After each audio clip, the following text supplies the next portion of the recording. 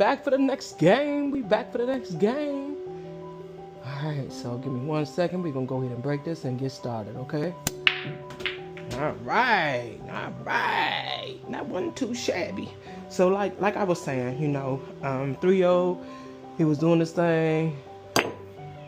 He was trying to talk. So I don't know if y'all can hear him or not, but like I said before, he's on the little monitor just so I can hear him too, when I'm down here.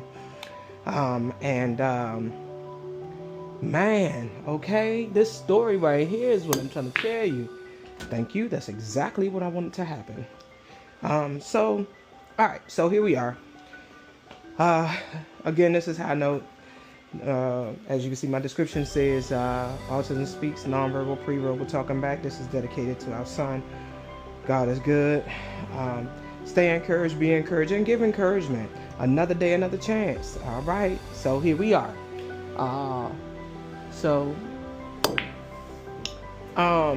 don't know why. I don't even know what I was. Anyway, we're gonna try to do this. We're try to split it. But anyway, so 3-0, he was, and so what they do also, depending on how the child's growth is, right? So before the end of the school year is over, so he did his 3-0 class. He was doing good. You set the IEP, like I said.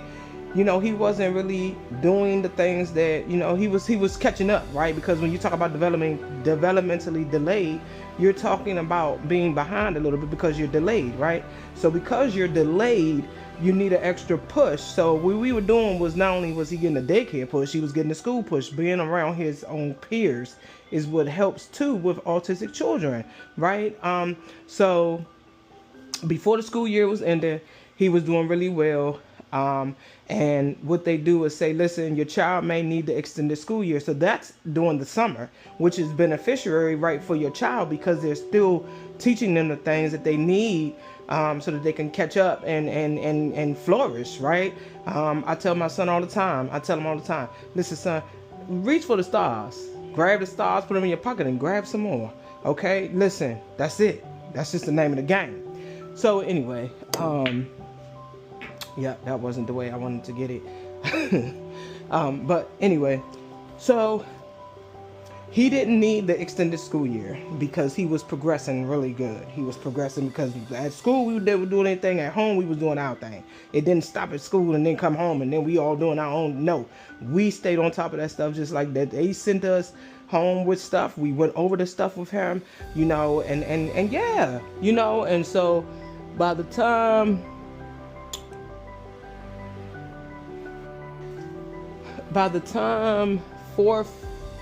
the 4-year-old class started,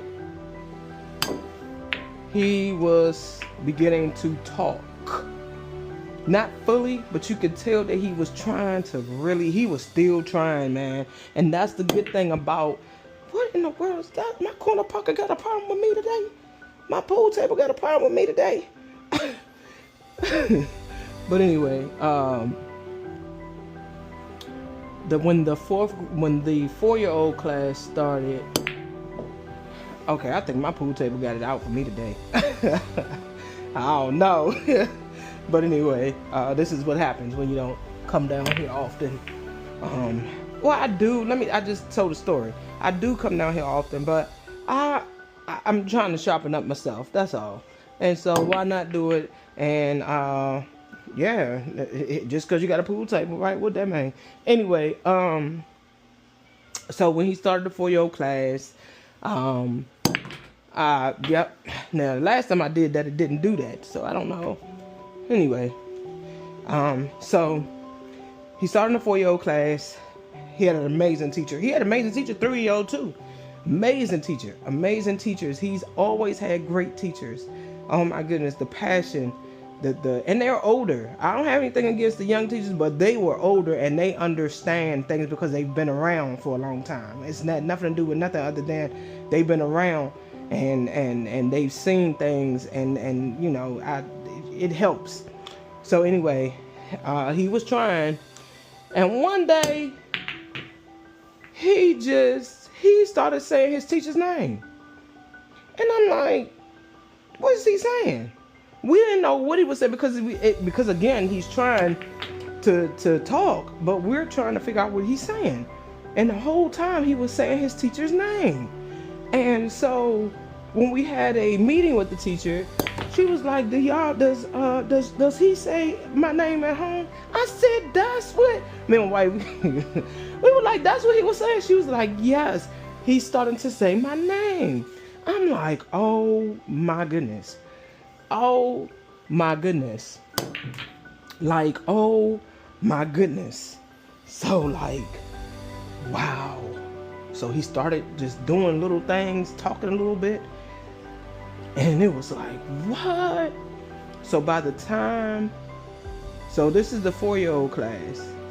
So he's doing it. So this is the time, he no longer in daycare. So no, that's a lie. That's a lie. I'm ahead of myself. Yes, he was. He was still in daycare. But the thing about it is he wasn't at daycare half day. He was at school all day. With him being in school all day, when he came back from daycare, my wife picked him up because it's time to go. So he did that for a year. So in the midst of that, we're having, because you have your IEP meetings, we're having our IEP meetings, and we're talking about his growth. And what we're seeing is the same. So what they're seeing is what we're seeing, the improvements of him and what he's doing in his talking and his trying. And so, man, when I tell you this journey is nothing but just, God, man, I'm going to tell you something. It gives you strength. You find strength from somewhere, because the thing about it is, not from somewhere. Let me say this. You find strength in God. You fall to your knees. You fall to your knees and thank God and just ask God, I need you to help me. What in the world? So 4-year-old class and he was in there all day, still catching the bus. Mid-year, we had quite a few IEP meetings, but they're like taking stuff off. He's exceeding that. We're gonna give him something else. He's exceeding this. We're gonna put him on something else. And all along, there was no medication involved. There was no, like I said, no hustle and bustle, trying to get here, trying to get there. It was just the love that my wife and I have. I don't know what is going on in my corner pockets today, but anyway, so yeah, so by the end of the 4-year-old class, at the end of I kid y'all not, trust what I tell you, trust what I'm getting ready to tell you. So we done hit, remember we said, the description says Autism Speaks, nonverbal, pre-verbal, talking back. So we done covered nonverbal when he was the beginning stages and the process that we went through with the doctor and autism extensive testing and then the therapy and then this and that. And we went to the pre-verbal. Okay, so we babbling, but we trying to get there. We're working on it. We working on it, right? So this is, we go 2, then we got 3, then we got 4. So by the end of 4-year-old class, guess what? My man talking, but he talking back. Listen, trust what I tell you. My man talking back. Huh? And trust what I tell you, we come from, where a lot of our family, they say, no, you don't talk back, pop right about, blah, blah, blah. But let me tell you, be careful.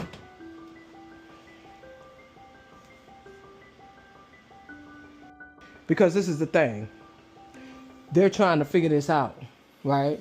So considering the fact that he was nonverbal, and on top of the fact that he was developmentally delayed, and on top of the fact that he had a speech impediment, and on top of all of that, yeah, he doing his thing, he talking. Yeah, he talking back. But that's his way of comprehending what you saying. If I tell him, clean your room up, please. I don't want to. I didn't ask you if you felt like it. I just, you know what I mean? And it's not a yelling, you know what I mean? It's not a demanding type of thing. Why? Because he's come to a point where now he's understanding what's going on. He's able to comprehend. Remember, we were talking about developmental delay. So, right, he understands what I'm asking him, and he's like, I don't feel like it. I don't want to. You know, and that way of how to handle it is that way. Because what you don't want is for your child to go back and that. You never want your child to regret talking. You never want your child to regret talking. If you fought for them to talk, don't fight for them to be quiet. So, don't. Let's not be too hard on our kids, man. With the whole, he's trying. You know, they're trying to figure this out, right? And so and that's why I laugh about it. And I did my description the way I did it. Autism Speaks, nonverbal, preverbal, talking back. Because I want people to understand talking back is not always a bad thing. Because you have to understand we have to allow our children to express themselves. We don't feel like doing things we want to do. I mean, but we still have to do it.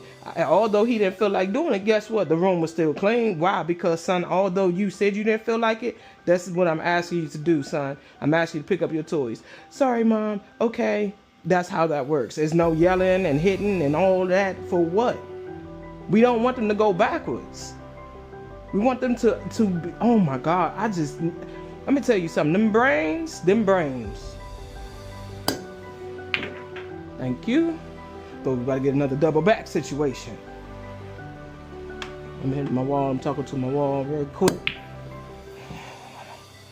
Yeah, you know, so it's a wonderful thing, you know what I mean? And I'm sharing this story because I want people to understand you're not by yourself. And it's not something to be ashamed about having a child that is autistic. If anything, listen, let me tell you something. If I can wear a shirt and butt, like, you know how Superman did when he went in the little telephone booth, if I can, boom, an autism advocate. You know, so I just want, you know, people to understand you're not doing this by yourself. It's resources out here. There are resources out here that are available for your child. If your child does not talk, please be concerned. Please be concerned. If your child does not communicate the way they need to, please be concerned. Please be concerned. And let's also say this. It takes a village. I don't want to hear none of them people talking about, I raised my child by myself. I don't need nobody help. Bull crap. It takes a village to raise a child. It's a reasoning for that being said, right? It takes a village. It's not one person. It's not a one-man situation. It's a village that raises a child to be the best that they can be. And that's what you want for your kids. We sit here and we talk about these daggone generational curses. Yes, there are a lot of generational curses, but only some people seem to only focus on some. And not all. Like, let's focus on being advocates for our kids. Let's do that. Let's stand together. Let's stand together and be advocates for our kids, man. Because what I'm saying is, being an advocate, he talking back. Don't forget what I said. I'm talking about he talking back. Like, prime example, he's very demanding. He's very demanding. He says, I want a honey bun. I want a donut. I want chicken nuggets and french fries. I want lemonade. That's what he does. And then I'm like, no, that's not how you ask. What can I get? So we still working on it. We still working on it. But that's what I'm saying. We got to be there, man. We got to be there for our kids, man. We can't let denial do. What good of us? What good is it of us for us to feel sorry for ourselves for our child having autism, and we're just sitting there pity. Ain't nothing wrong with him. Ain't nothing wrong with him. Ain't nothing wrong with him. But we're hurting them because as we continue to complain, they still sitting right there. So you still complaining, and the baby still sitting right there trying to figure out what's going on. We got to stop having self-pity, man, especially when we have kids. Boys are the highest to be diagnosed as autistic. We need to be ready, boy moms, because these boys, I ain't no boys whine so much in my life. Oh my God. So anyway, next game coming up. We'll be back. All right. Stay with me. Stay encouraged. Be encouraged. Give encouragement. Another day, another chance. See y'all next game in a minute.